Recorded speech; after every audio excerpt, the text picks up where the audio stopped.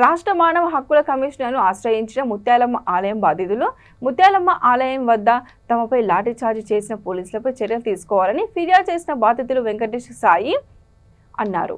అమ్మవారి విగ్రహంపై దాడి జరిగిందని తెలుసుకొని బాధితులు తెలిపిన వివరాలలో శాంతియుతంగా ధర్నాలో పాల్గొన్న తమపై పోలీసులు కావాలని దాడి చేశారు.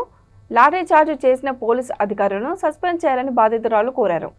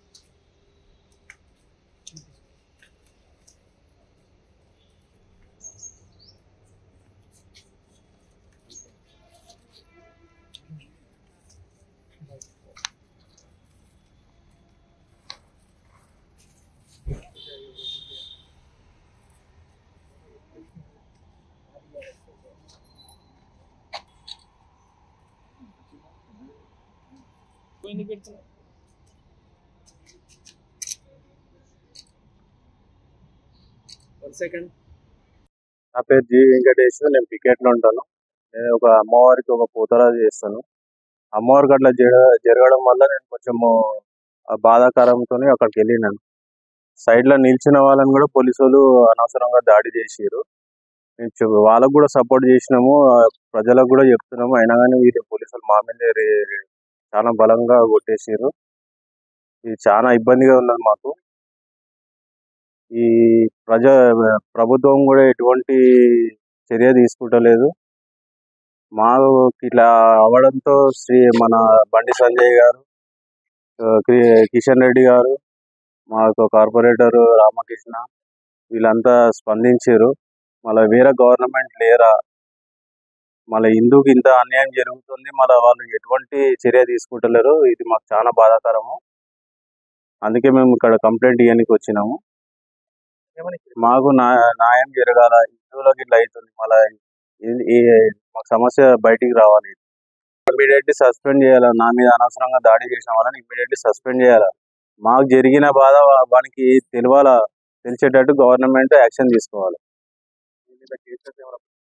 సాయి కుమార్, నేను అస్మత్పేట దగ్గర ఉంటాను. బోయినపల్లి మన గౌడ సంఘంలో ఉంటాను. నేను అక్కడ ముత్యాలమ్మ టెంపుల్కి అట్లా తెలియగానే అక్కడికి వెళ్ళి నిరసన ర్యాలీగానే వెళ్ళాను. అక్కడ పోలీస్ వాళ్ళు నాకు తెలియదు లాఠీ చార్జ్ చేస్తారని చెప్పి తెలియదు. అక్కడ ముంగట ఉన్నారు పోలీసులు, ధనాధన కొట్టేస్తూనే ఉంటారు. నాకు అక్కడ ఏమవుతుందో కూడా అర్థమవుతలేదు. పోలీసు వాళ్ళు కొట్టేస్తూనే ఉన్నారు.